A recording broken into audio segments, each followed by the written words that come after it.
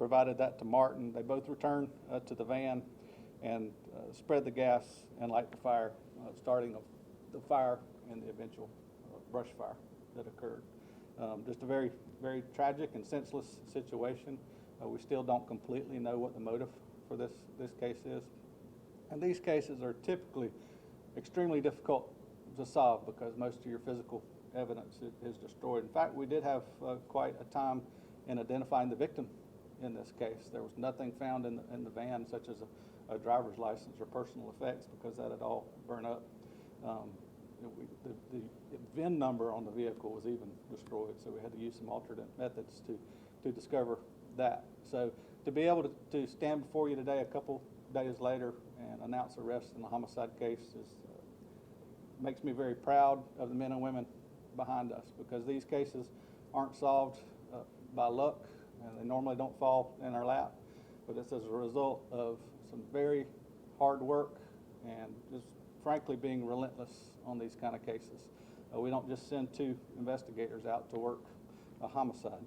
Everyone standing up here behind us has worked tirelessly on this case for the past 2 days with very, very little sleep. And again, it's not an easy case to solve or even to identify the victim. So I'd just like to commend all of you for the work that you've done in bringing justice to this victim and their family. We also have our partners to thank. CFO Petronas, State Fire Marshal's Office, Lieutenant Stryker is here. His team came out to help us with that, as well as Holmes County Sheriff's Office, Bay County Fire, the Division of Forestry, and of course our partners at the Medical Examiner's Office. And with that, I'll open it up to any questions that you may have. May need some help from these guys. Sorry, will they be facing any additional charges like arson or anything? Or tampering? We'll be looking and working with the state attorney's office for additional charges, but certainly that is a possibility. Yeah, I know that you were talking about there's not a lot of physical evidence on the case. Just how do you guys go about something like that?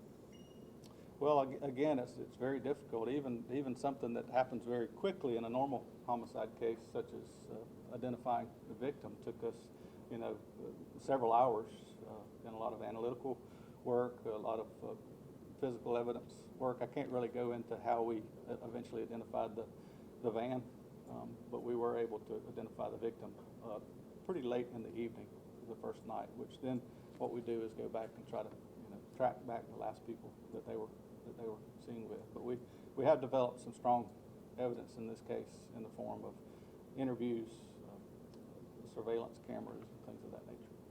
I know you said you're not sure on a motive yet. Do we know the relationship between the victim and the suspects?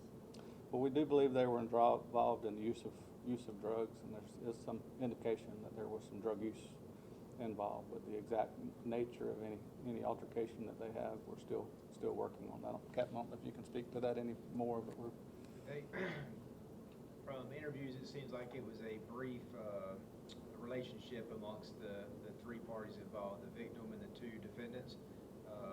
They've known each other for a short period of time through a mutual friend, so that's their relationship.